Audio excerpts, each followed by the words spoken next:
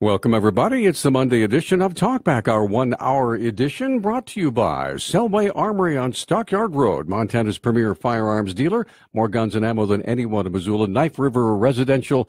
Have them install new or repair your home's present asphalt driveway. Plan ahead for spring projects by calling 532-5250. Missoula Nissan Hyundai. Drive the adventure in the big store on Brooks, where they have the largest selection of Nissans in the state. And Missoula's Office City, making your office their business for over 100 years. Shop online for free next-day delivery. Farside Sign, our latest sponsor, Missoula's leading full-service sign and custom vehicle graphics shop, located at 1526 South Avenue West.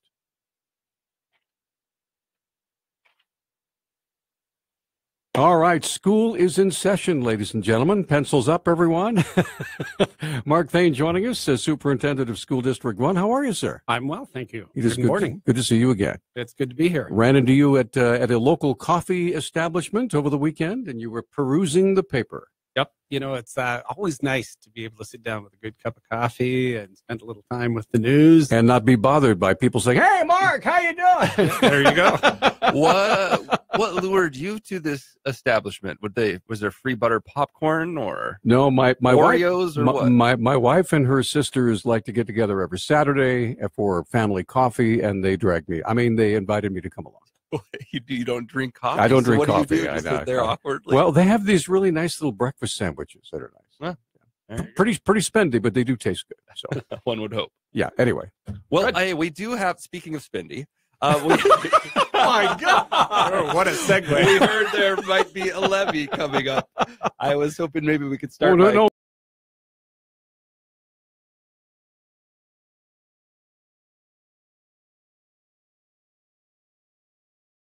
And if it's actually going to happen, because there was some unknowns there.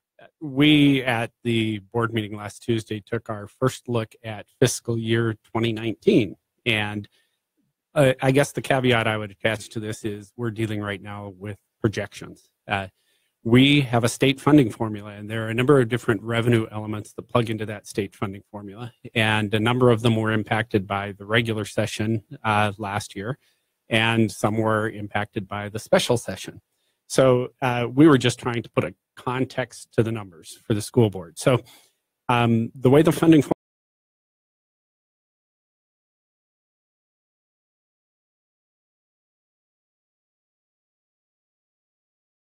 within the state of Montana. And we had a situation a number of years ago where some school districts annually were very successful passing local levy requests and other districts were not. And so you had disparate funding coming into play district to district. So there was a lawsuit, the American way, and we ended up with essentially a funding formula in the state that says all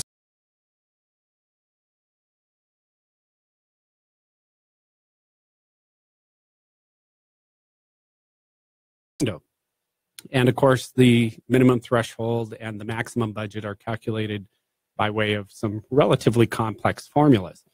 The biggest piece of that formula is your student enrollment. We call it ANB. It's average number belonging. And we take enrollment counts the first Monday of October and the first Monday of February. And those two numbers are averaged. That's multiplied by the allocation per student. And you'll love this because only a state government would do this. But the first student in the high school district, for example, is worth $7,000 approximately. That's my kid. Each student after that, the value of the student is reduced by 50 cents for the first 800 students. Then after that, you're at this minimum number. So essentially, you have to plug these numbers in and do the math. We have a number of elements that come into play in addition to... Yeah, that's right. In addition to A and B, we have... That's why they didn't hire me to be an accountant for the school district. Yeah, we have all these different funding sources, revenue sources. So we have done the calculations based on our estimates of what enrollment will be. That would tell us what our minimum threshold and our maximum budget would be. The gap between the minimum and the maximum is essentially what the local voted levy could be. So if we look at our elementary district, our budget actually, our capacity increases because we're up 130 students from last year. It's a good problem to have. So that drives the maximum budget number up, and it tells us that we are able to run an elementary voted levy of about $272,000. Because the way the funding scheme works, however, there are some permissive levies, et cetera. Even running that levy successfully, we're estimating that the impact on the local taxpayer would actually go down a little bit next year, which would be a good problem to have. Now, she said this to me as well. And I guess my question for you is, how do you raise taxes and have taxes go down? Because that seems like a non sequitur. Are you saying that they're going down in comparison to what we could have, what we had last year, what they have in an alternate dimension? What we had last year. And here's the reason. In order to get to that budget threshold, you have some state revenue sources, but you also have some local property tax revenues. And they're levied permissively without a vote. It just happens to get everybody to that level. What would happen in the scenario that we're projecting right now is the permissive part that would be attached to the local tax bills would actually go down. We'd have an increase in the state aid that would come to us. So that local portion goes down by an amount greater than the amount you would vote to add in. So there's a net effect of a small reduction on taxpayers. Now, again, the caveat is these are all projections at this point. On the high school district side, we would have capacity to run a levy of $178,000. There are two factors that come into play that would cause a net reduction on the high school side of the local taxpayers' burden. One is we have had a building reserve that's generated, and I shouldn't try and say this off the top of my head, I think $450,000 a year that is expiring. So we'll no longer be collecting that. And in addition to that, we also have the reduction in the permissive levy that local taxpayers would pay as part of the funding formula, which much more than offset the $178,000 we would be asking from the voters. The high school district, again, is in an enrollment increase, which drives its capacity, but it also kicks in additional direct state aid. So the gap between the minimum and the maximum, a lot of people listening will be like wondering, well, why do you need to spend the maximum? Why do we need to fill the gap all the way to the top? So the situation we found ourselves in this year for fiscal year 18 was with the way the legislature worked in the regular session, we got a 0.5% increase. The way the funding formula works and the way the state statute is written, we should have received a 1.37% increase, which is based on a 3-year average of the consumer price index. And that's what's built into the statute. The legislature reduced that amount. Of course, our costs, just like everybody else's, including our staff costs, which is far and away our largest expense, all went up in excess of the 0.5%. So the net effect is if, in fact, we want to retain the same level of staffing, and, in fact, we need to increase staffing given the number of students that we're seeing as enrollment increases, then we need to increase our budget. So we right now have 18 classrooms in the elementary district that violate accreditation standards in a technical sense because they're larger than the state accreditation standards. We actually have teachers' assistants, paraeducators that assist in those classrooms. So we technically meet the standard that way. But in order to stay within accreditation standards and retain our level of staffing, we need increased budget. Okay, we're going to take a break, and we have 4 lines open. If you'd like to visit with Mark Thane, give us a call. 721-1290 is our number, and we'll be back in just a moment.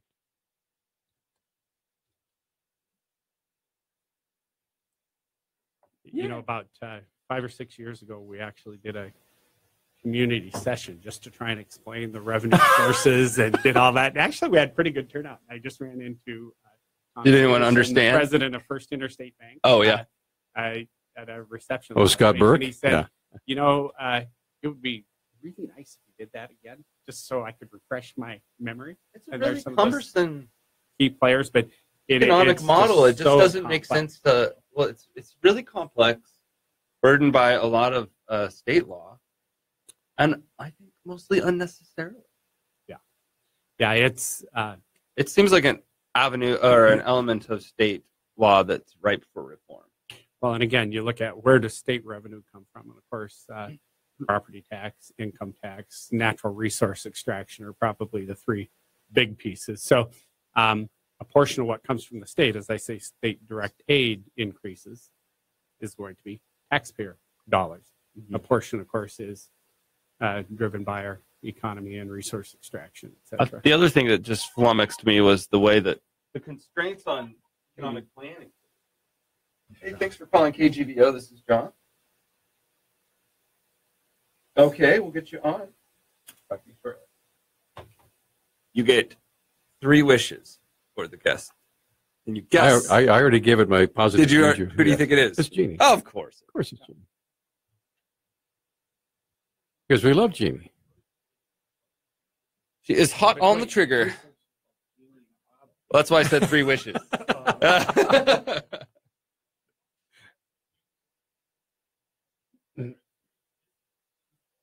She does this.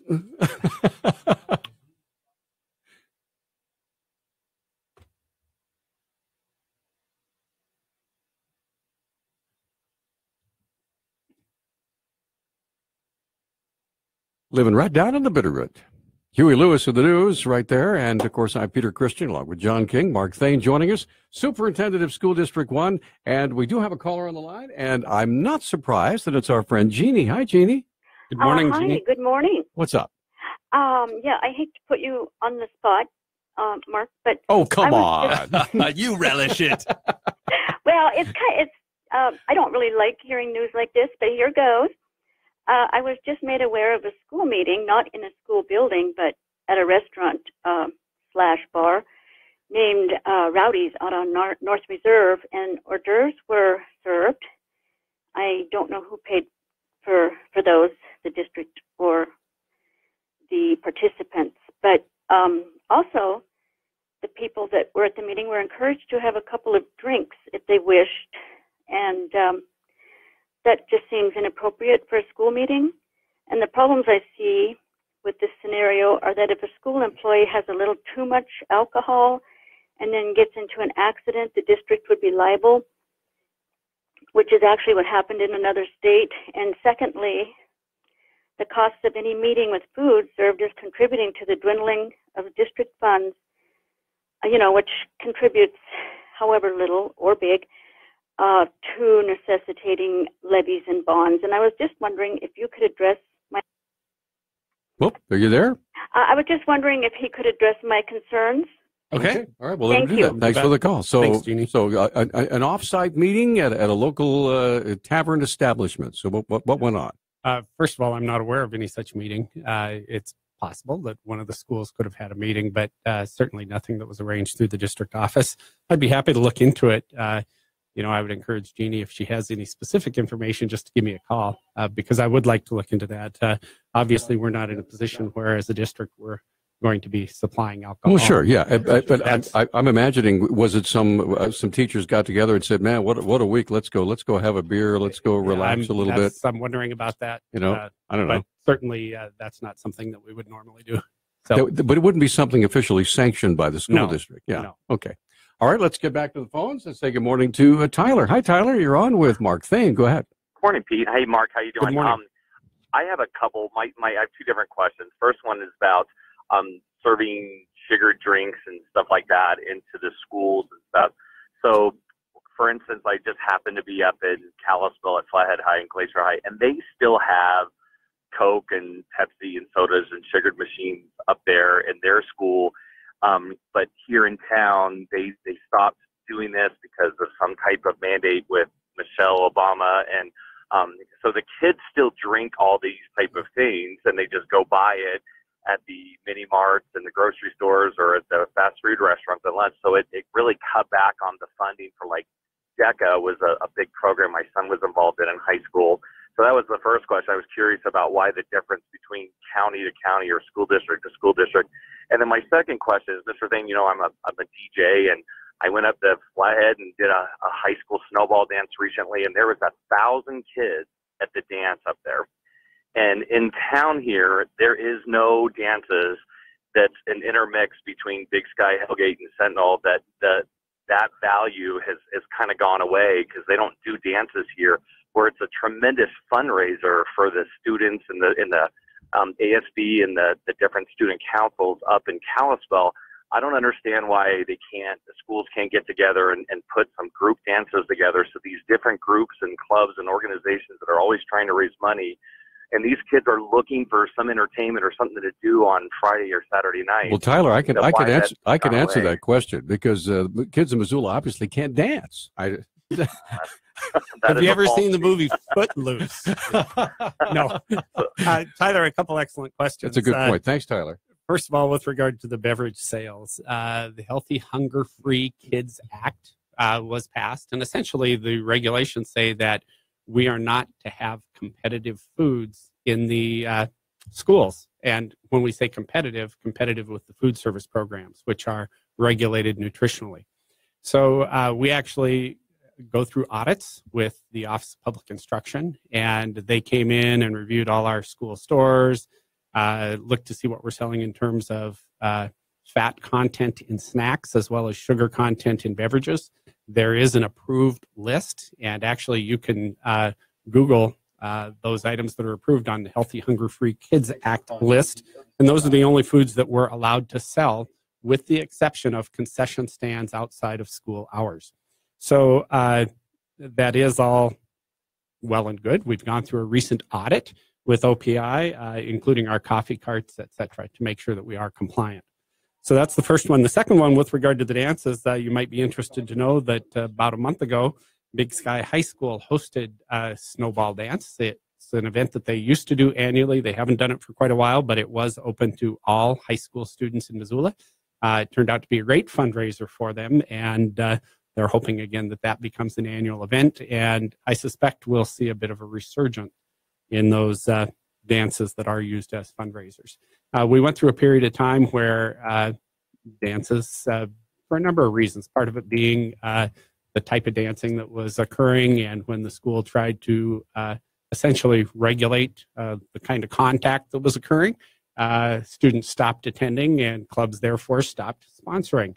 So I think that phase has passed, and we've seen a bit of a resurgence. So I'm optimistic that that'll be an opportunity for good supervised activity. I'll be more than happy to teach the kids how to do the frug. And since I was the twist contest winner in third grade, hey, just give me a call. Good for you. Actually, Mark is going, no. It's like we need more no-touching monitors. That's right. There we go. We're going to be back with more. We have two callers, Pete in Maryland, two lines open for Mark Thane, our superintendent of School District 1. We'll be right back. Mark, do you know how many Chief Charlotte parent, right? days Missoula schools have classes? 180. Well, actually, that's not true. 178. You're required to have 1,080 hours of student contact time. Normally, that's done over 180 days. We actually lengthened the days slightly so that we could have 2 professional development days as part of those 180.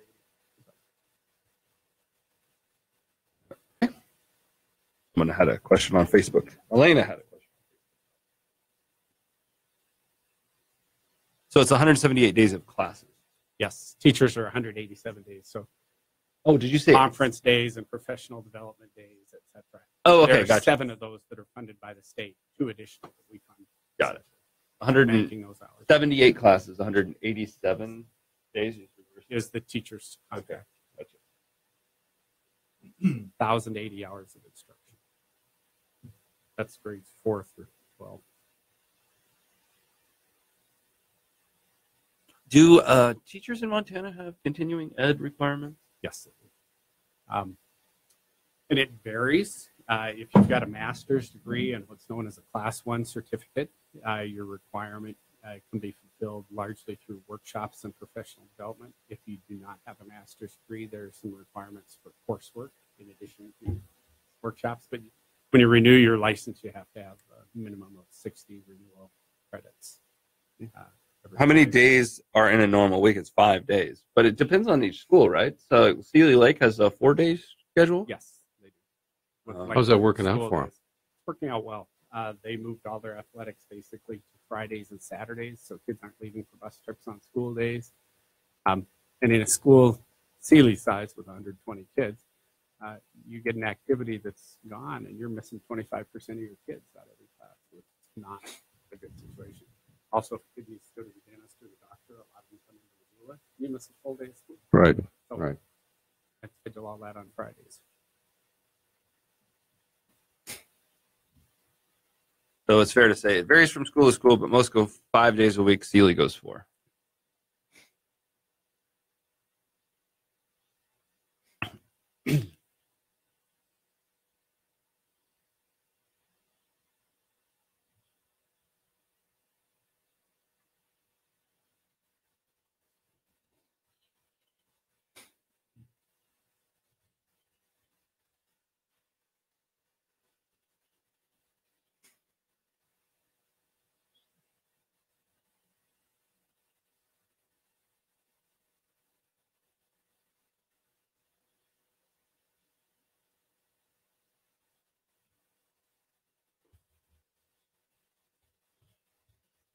We're back. This is Talk Back. 721-1290 is the number. John King right over there. I'm Peter Christian. Mark Thane, Superintendent of School District 1 in studio. Yeah, a quick question for you. We were on the issue of nutrition a little while ago and then dance, but I'll skip the dance. Thank you. I was present at a group of parents that were meeting for an ancillary organization, but they were discussing the menu at Chief Charlo, the breakfast menu. And they were talking about how difficult it was to get their kids to eat healthy when they're required to go to school at a certain time and then they're offered the food that was offered at Chief Charlo. And I was like, well, you know, it's good to have breakfast. And they're like, well, look at this menu, John. And they handed me the menu for the month. And they're like, look down the menu and tell me what you think looks healthy. And it was like, I mean, everything from waffles and cinnamon rolls to like McGriddles sounding stuff. You know, it was syrup and baked goods, it sounded mostly. And they're like, they get away with this by just putting WG in front of it. And that means whole grain. And that's their excuse to put that in front of my kid. And that's why my kid won't eat his breakfast when I give it to him. And I was, you know, I was kind of surprised because my kids go to Cold Springs. They don't have a breakfast situation like I guess they have at Chief Charlo. And I was wondering, Mark, if you've had feedback from parents that were upset with the menu, or is this a unique circumstance I wandered into? Quite honestly, I haven't had a lot of feedback on the menus, but again, all the menus do need to be designed to meet the standards that are established through the Healthy Hunger Free Kids Act. So there is certain regulation that comes into play in terms of fruits, in terms of dairy, in terms of carbohydrates, in terms of fat, and in terms of sugar. So you're right. You could probably go through and pick items on those menus. But, you know, I would say that parent prerogative certainly comes into play. Even if a meal is offered at school, I think parents certainly can exercise latitude, whether they feed their kids at home or whether they exercise that option at school. And well, do the kids that come to school, are they denied food if their parents don't want them to have it? Nobody has to have it. No. Oh, I know that. But I mean, like if I tell my kid, you cannot have a waffle today at school, and they show up at school and they, hey, can I have a waffle? No, your mom said no. Right. They still get the waffle, right? That's a good question. I don't know that I can answer that. You know, how the parent communicates that with the school. And, if the kid's wearing a sign around the neck, don't feed her a waffle. I'm getting all the no waffle t-shirts. Yeah. You know, generally speaking, we don't want any child to go hungry. So sure. Normally if a kid shows up and says, gee, I didn't have breakfast this morning, we would be hard pressed to say, no, your parent said don't feed you. Mm-hmm. Right. Let's get some of our callers on the line. Pete, good morning. You're on with Mark Thane. Go ahead. Hello, Pete. I don't know if it's pushed in. Yes. Oh, there he is. Pete, go ahead, sir. You're on. All right. Thank you. I recently read, Mark, about the busing challenges if you were to try to start later at the high schools. And I know it was fairly fact gathering, et cetera, and I could appreciate the dilemma the busing company had. But as you proceed forward on that, have you thought about just putting out that one route for bid and see if you get other bus companies interested in it rather than just rolling over? I think you might be surprised that some companies might be willing to take that one session. Okay, thanks, Pete. So are there any other bus companies available, first of all, in Missoula? You know, I would suspect that if you put out the whole busing situation to bid, you might get other bidders that are involved. But right now in Missoula, I'm not aware that there's anybody else that has that capacity. We run, I believe, somewhere in the neighborhood of 72 or 74 buses a day. There'd be a huge capital outlay for somebody to come in and actually purchase that much equipment. We do of course, look at the metrics to see how our busing costs in terms of cost per mile, cost per route, et cetera, compare across the state with all other AA districts. We do regular analysis, and we do fall right about in the middle. We're certainly not the highest cost per mile or cost per route. We're not the lowest. We look at fuel prices as part of the negotiations process, look at drivers' wages. So be that as it may, I feel really good about the service that we've had and about the quality of that service.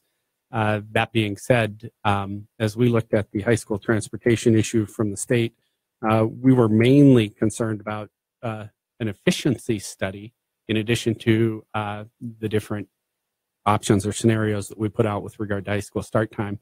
And I think one of the things that I found most validating was when we got the results of the efficiency study, which was done by a transportation software company, Transfinder. They basically came back and said the 3-tier system that we have right now is highly efficient. And that's why if we were to change high school start time and it reduces that efficiency, there'd be a significant cost. So when I say 3-tiered system, what happens is we serve all the students in the county in our high school district with the exception of Frenchtown. Those buses go out very early to the outer reaches of the county, come back in, drop at the high school at 7:25 in the morning, immediately leave the high school and go run a middle school route, and then drop at the middle school, which is a smaller geographic boundary. Then we'll go run an elementary route, which is an even smaller geographic boundary than the middle school. So one bus in many instances runs all 3 tiers, and we gain in efficiency that way.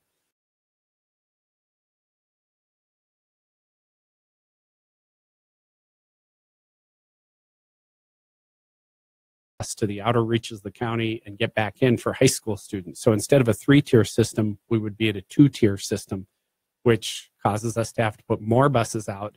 We lose efficiency and there's a much greater cost. So I know that was beyond what your question asked, but that was part of the analysis we did. I think number one, we have a very good efficient system right now with beach transportation. And number two, the costs are very much in line with what we see across the state. And I would also say that we did have an instance in a AA district in the state a few years ago where they went out to bid and an out-of-state company actually came in and gave them a very good bid, and they did switch to a different vendor. And over the course of the next couple or 3 years, then those fees escalated fairly significantly to the point where essentially the perception is that it was a low bid in order to get the contract, but then successive contracts. So does this put the kibosh then on the early start for high school?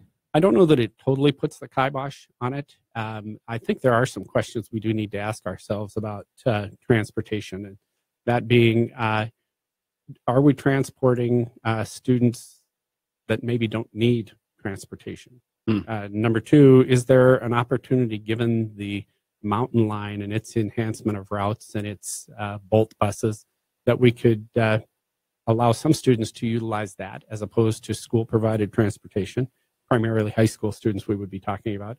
And then number three, how about the walk zones to get to bus stops? Maybe we've got too many bus stops and too small a walk zone. Maybe we need to increase those.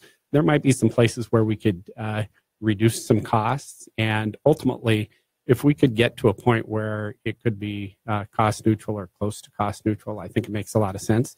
American Academy of Pediatrics, American Psychological Association, American Medical Association, they're all in unanimous agreement that high schools should start at 8:30 or later.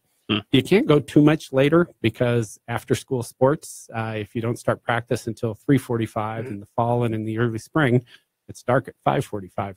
So to get 2 hours of practice in is a challenge. So again, you've got a window of opportunity, and about 8:30 to 8:45 seems to be the sweet spot.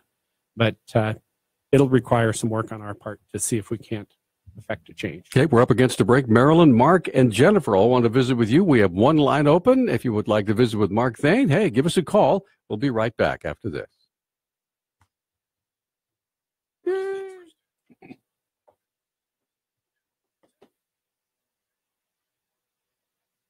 I like it when you walk in and the people start calling. There you go. This is wonderful. It hasn't been this way for a while. Say what? It hasn't been this way with calls for a while. Oh, you throw a levy out there, you get some fish. Get people interested. And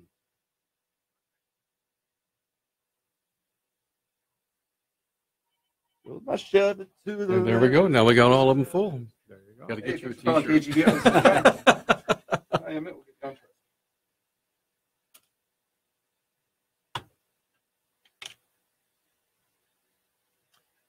Yeah. So, what one of the parents was telling me about that menu.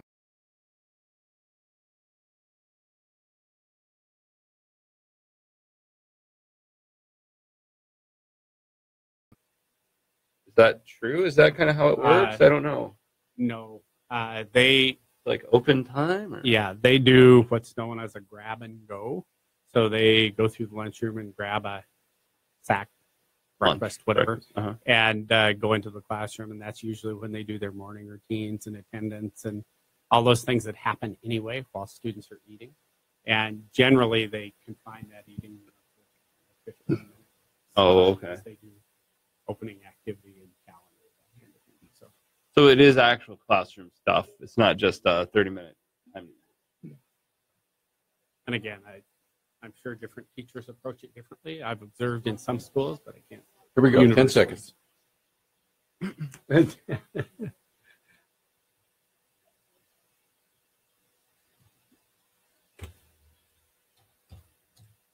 Thanks for joining us on this Monday edition of Talk Back, and we're always privileged to have Mark Thane joining us this morning, Superintendent of School District 1. Now, we have callers waiting ever so patiently, so let's jump right in the phones and say good morning to Marilyn. Hi, Marilyn. Good morning. Go ahead. Good morning. Okay, a lot of us vote no all the time on these bills to get more money, or levies or whatever, to get more money for the schools, because for many, many, many years now, we've seen the schools going away from teaching civics and economics and capitalism and history and the Constitution. And, we don't really feel like they're turning out a lot of kids that can't do math, can't read. And, there's a lot of social engineering going on in the international baccalaureate program, and they're just not educating the kids. And we don't want to vote for more money for the schools when it doesn't seem like it's being used properly. I know I don't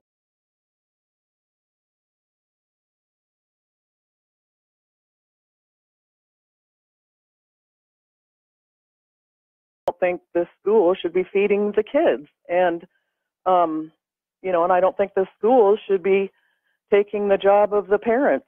Parents need to be held accountable and responsible. If they're going to have kids, they need to take care of them, and the rest of us, shouldn't have to be paying for it. Those numbers seem to keep going up and up and up and up and up. And we should be teaching the kids in school how to get a real job when they get out, and not put their hand out, and not be offended when they're in college at every little thing that comes along, and not end up wanting to vote for Bernie Sanders and Hillary Clinton. I mean, there's a problem there when we're turning out kids that are wanting to vote for socialism and hate capitalism and liberty. And so that's my problem. I would like to see that turned around, and would actually like to vote for a school levy at some point, but I won't ever, as long as I live, if something doesn't turn around. All right, Marilyn, thanks for the call. So a lot in that call there, Mark. A lot in that call. And I guess,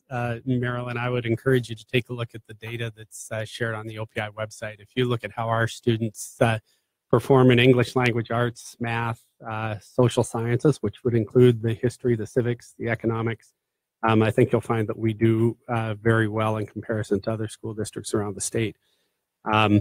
You've painted with a fairly broad brush there, and I'm certain we could all cite examples on both sides. I would say you referenced specifically the IB program.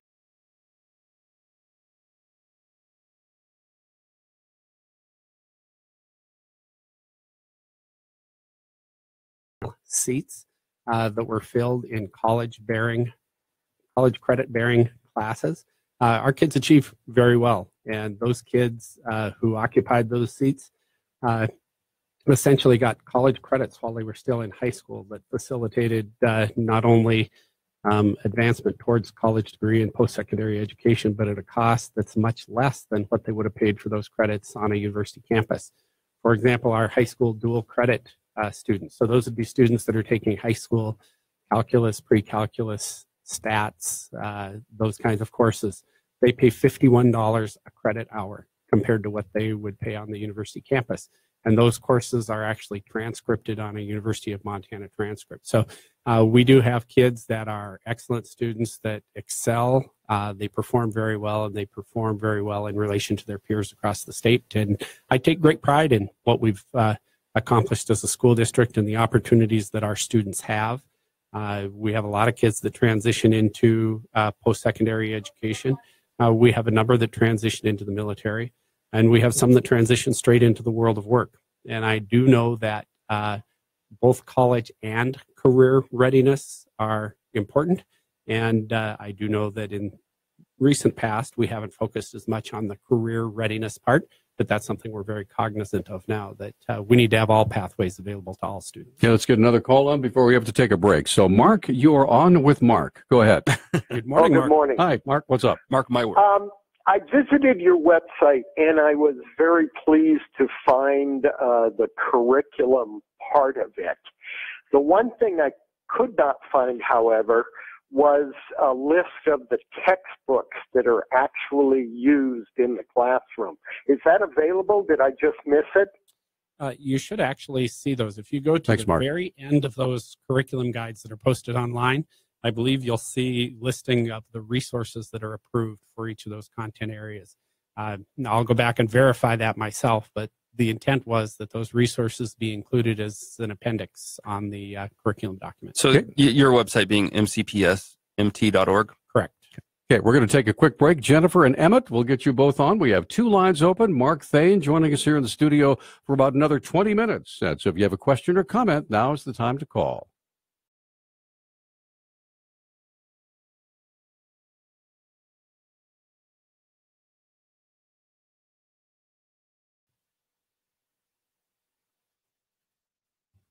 The time I spent in Everett, Washington, actually. Marysville, Washington.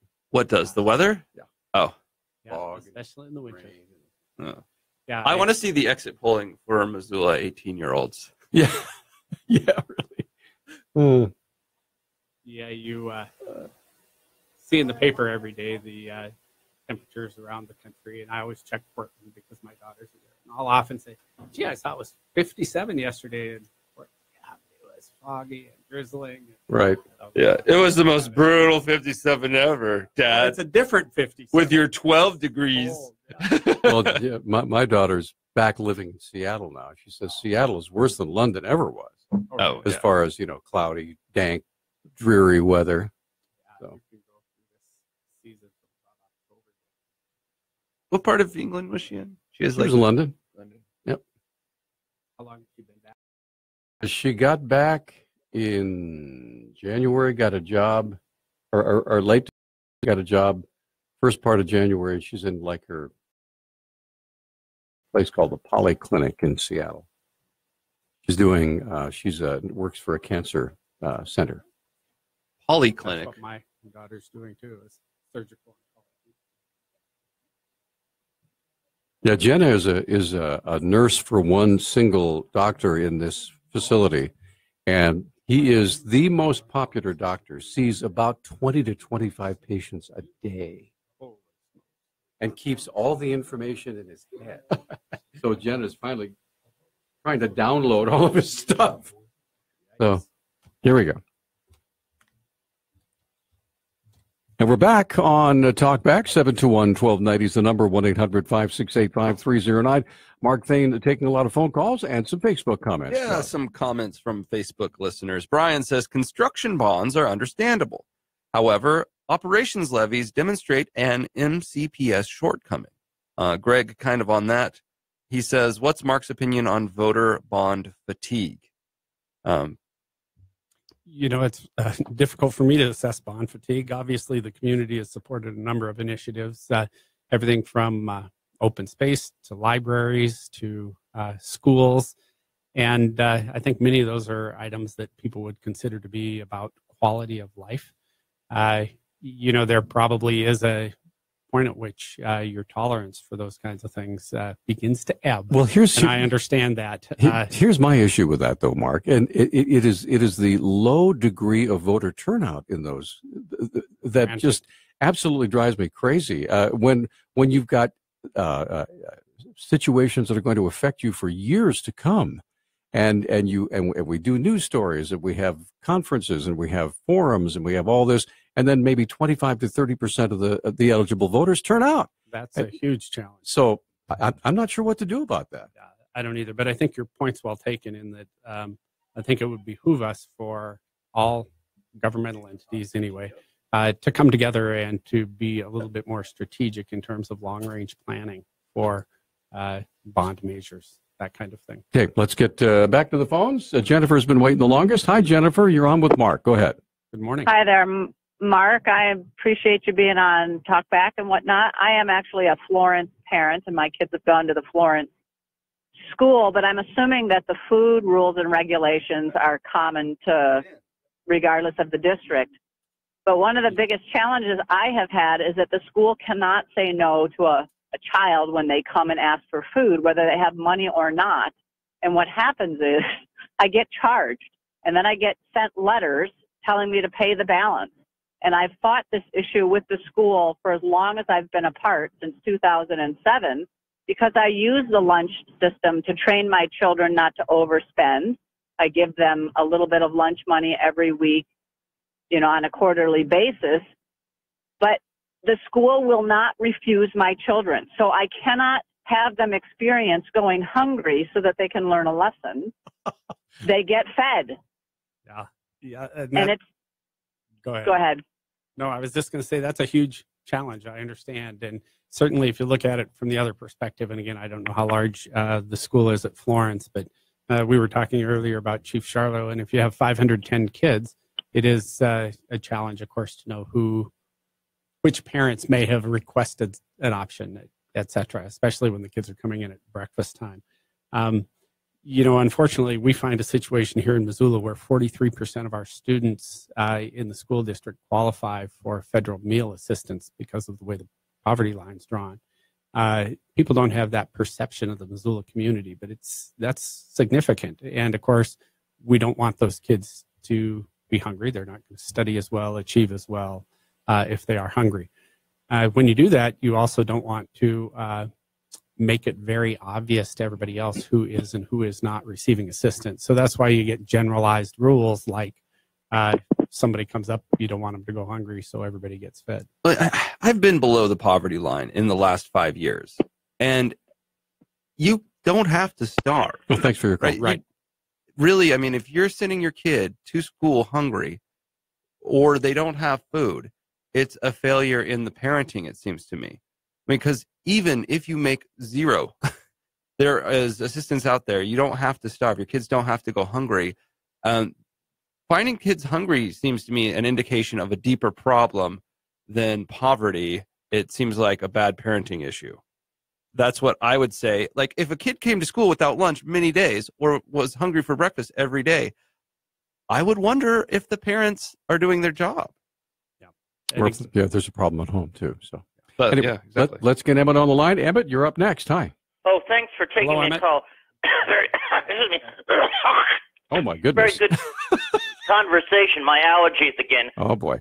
Acting up. But anyway, about the food, I thought that since Michelle Obama is not the first lady anymore, I would have assumed that Trump would have repealed her Healthy and Not Hungry Kids initiative, where she had all that healthy food and got rid of the soda machines and everything, because I do believe all kids should be fed. I don't believe any kid should go hungry, but I was hoping that the Congress or the Trump administration, I mean, Michelle Obama isn't here. We can still serve them tater tots and pigs in a blanket and lasagna and pudding. And I do believe cinnamon rolls and waffles are actually very good for breakfast. It makes me hungry for them right now. So why can't we just reinstate that Well, right back into the schools. And I did like Maryland's call, most of it, except for, the whole thing with the lunches. I don't believe it's bad parenting if your kids go hungry. It means that you're so poor that, your kids just can't eat, or you had to pay the mortgage or something. There's no food in the house because there was no money. I mean, I'm a single person. I'm below the poverty line. I'm able to feed myself, but I would not be able to take care of the family. So trust me, dude. Trust me. I've been there with 3 kids. You can do it. It's not crazy. And I understand there is a new Melania omelet that's coming out the here Melania, for the schools. The Melania, yeah, Melomelet, whatever. So, okay, I blew that one, Mark. It's all yours. Yeah, well, and the change in administration doesn't necessarily mean the immediate change in regulations. And I do think that there's been a lot of recognition, and there are a lot of groups in the country, the American Heart Association and American Medical Association, et cetera, who would support retaining the nutrition regulations as they stand because of the obesity epidemic and because of the increase in diabetes and other such things that we've seen. So I think there's a critical mass in addition to just an administrative regulation that might come into play here. And I think most of us would recognize that if the schools all are serving food to the kids, they should be cognizant of the nutritional value that comes into play. Okay, let's get another call in before we take a break. Jeff, you're on with Mark Thane. Go ahead. Good morning, gents. Morning. My wife and I have 6 children, and so when I was in the military, we, as we went from base to base, we kind of went in and out of reduced price lunch programs. And at our last base, as our family grew, our youngest now is 28 years old. I got to a point where I didn't qualify for reduced price lunches anymore, but the school administration didn't insist, but kind of wanted me to continue on it. And I asked why, and they said, because the federal school lunch program is a gateway to a whole bunch of other benefits that a school district, school system reaps. And that's always kind of stuck with me. So I guess I have 2 questions. The first is, what sort of vetting do you do or can you do to make sure that people who aren't gaming the system, or that the school system isn't getting more federal money than they're supposed to get based on the actual demographics? And the second part of the question has just escaped my mind. That's okay. Listen, we're going to have Mark answer that question. And listen, I'm going to keep you on here. So if you think about what the question is, we'll get you back on and take a 1-minute timeout. We'll be right back. Boy, do I know what that's like. And I forgot my question live on the air. So I suspect it was, is that a gateway? Okay, I forgot my answer. I know that in a lot of poverty studies and stuff that we read, as media people, they do often cite the number of individuals receiving reduced or lunches in schools as like one of the major bars in a community.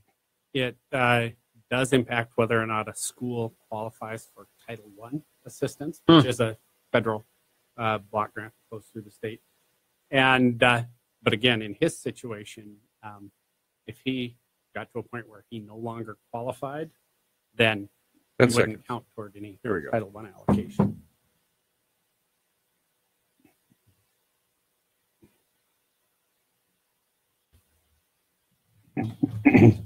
And we're back on Talkback. 721-1290 is our number. Let's go back and see it. Jeff, did you remember the second part of your question?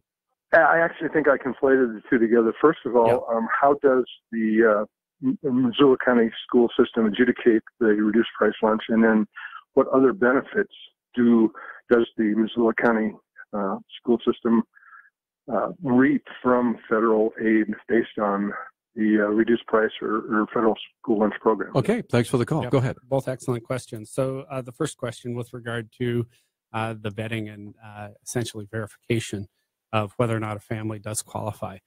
The primary means now for qualification is families who receive SNAP, Supplemental Nutrition Assistance Program. So the county goes through that validation process, and everybody that receives SNAP gets a verification letter, which would come to the school district then to verify that this family does qualify and they would therefore get meal assistance. Families could also apply, and they have to submit their income information, and that goes through an audit program on an annual basis. They don't necessarily audit every single one that comes in, but they do the random audits just to make sure that there's validity in the process. The question you asked about whether or not that's the gateway to other federal grants, there is truth to that, although I would say the experience you related personally would not likely come to bear. So we do get money through what's known as the Title I program, which is federal grants that flow through the state, and it is based on levels of poverty and the number of families and students that we serve that come from families of poverty. And so essentially the number of families that we have listed as qualifying does qualify us for aid. Your situation that you cited was that a school administrator encouraged you to remain engaged in the program even though you no longer qualified financially. That would not come to bear on those federal grants because only those families who qualify and we can demonstrate qualify would then count toward any allocation that we have. So a family might have an additional income and no longer be eligible. They could still eat meals if they chose. They might not receive that meal assistance, and they would no longer be counted toward the numbers that would bring in the Title I allocation. Okay, let's get back to the phone. Ben, you're up next with Mark Thane. Go ahead. Yes, thank you. Appreciate asking the question. Superintendent Thane, appreciated your mention earlier of increased focus on career and college ready, and then thinking about the career ready piece. Feel like MCPS does a good job of promoting career and technical education programs, CTE programs, and making those available to students that attend the right physical school. But what can be done, or what is being talked about to increasing the availability of those programs, especially certain programs that might be only at one school location, the agriculture program at Big Sky? I know that's open to other kids, but what can be done to make that available, even to kids in other areas, the Frenchtown, Sealy kids, and then acknowledging that so many jobs are now for those well career prepared kids, those CTE kids, actually pay better than a lot of entry level college positions, bachelor's positions. Okay, thanks for the call.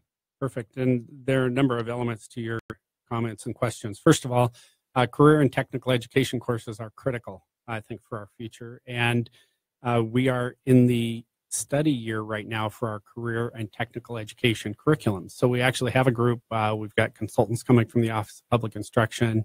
We brought in some people from business and industry to look at our programs, make sure that we have good ties to what industry needs really are. And you can look at the job statistics for the state of Montana and get some insight into what those might be. We're also working with development of what we call career pathways. So using welding as an example, you would have a situation where you would develop foundational courses in welding that might be offered at the high school level. But then the question is, how do we partner with Missoula College, for example, to do a dual credit course for those kids who might take advanced welding so that we can make a successful transition from the high school program into either the world of work or maybe a technical program at Missoula College and to fulfill a workforce need. We have right now actually a local contractor who's got a junior apprenticeship program. So in the summer is actually hiring high school students who go through a rigorous vetting and interview process to work on the job sites and get a taste of the trades. And their interest obviously is in perpetuating the trades because it's increasingly difficult for them to recruit workers. So we want to see an enhancement of internships, job shadows, and then externships, for our teachers, so that in the summertime, teachers can get out and experience what the world of work is and help gain a better understanding of what they need to prepare the students for. So something we're looking at very seriously, and I appreciate the comment, and we do need to continue to focus on development of career pathways and internships. Well, believe it or not, I hate to take another call because we have almost exactly 1 minute left in the program. So if folks have questions about the possible meal levy, when will we know for sure, by the way? It will probably be April-ish before we know for certain. We'll do our second enrollment count the first Monday of February. That'll get us closer to these final numbers. The board needs to adopt its election resolution. The election would be the second Tuesday in May. And so we'll have to have those numbers clearly defined in April. The reality is, however, our budget adoption doesn't actually happen until the third week of August, which seems a little strange because the fiscal year starts July 1st, but that's the way state statute's written. So what we would do is ask the voters for the authority to levy up to that amount. However, once we get the budget figures finalized, it may be a lesser amount or it may be that amount. We certainly can't exceed the amount the voters. We are out of time. If folks want to get in touch with you or the website, phone number, things like that. The website is mcpsmt.org, and from that website you can find my email address, my office phone number. I would certainly welcome any contacts, and again, I appreciate the opportunity to get this information out. Thanks, Mark. Sorry. No.